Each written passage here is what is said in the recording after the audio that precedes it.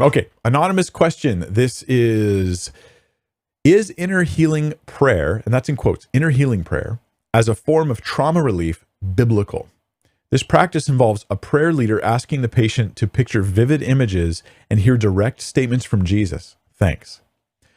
Is it strictly biblical in the sense of, do we have biblical examples or teachings that we should do this kind of prayer, that I should, have someone guide me through picturing vivid images in my head and then trying to hear direct statements from Jesus? Is that either exampled or taught in Scripture? And the answer is no, it's not.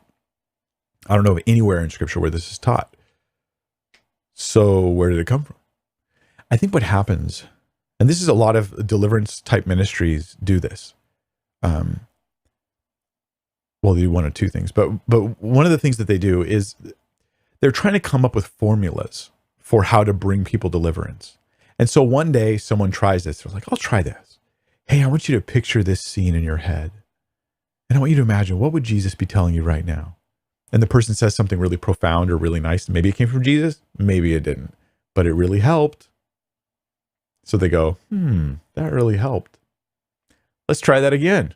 And they try it again with somebody else, and then they refine it and they try to come up with a formula of how to do it. And then they try to find Scripture to support it. I don't think that these types of formulas are very healthy for us.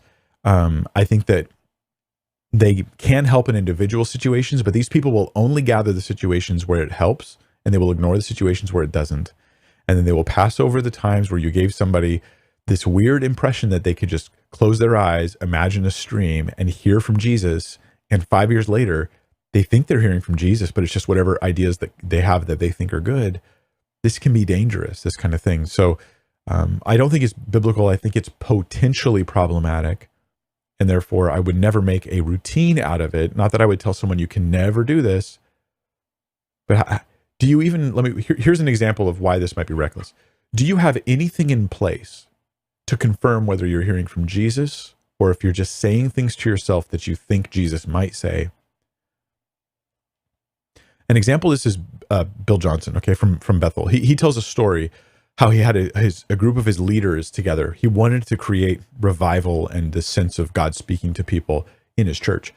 And so he gathered the leaders together and he went around the table and he said to them, catch how this was done. And I have video footage of him saying this. It's actually in my review on Bill Johnson. So he says to them, if Jesus was here, what do you think he would say? And then this guy literally makes something up that he thinks Jesus, that might feel like the kind of thing Jesus might say. Then he goes to the next one. What do you think Jesus would say? And he goes around the room and he asks them all, what do you think Jesus would say if he was here right now? Then he tells them all when they're done, he goes, you just prophesied. This is a formula for dangerous stuff. And so, yeah, that's a problem. You can't just channel your inner Jesus because you don't have one. Jesus speaks when he wants to, not when I imagine him speaking. This is very dangerous.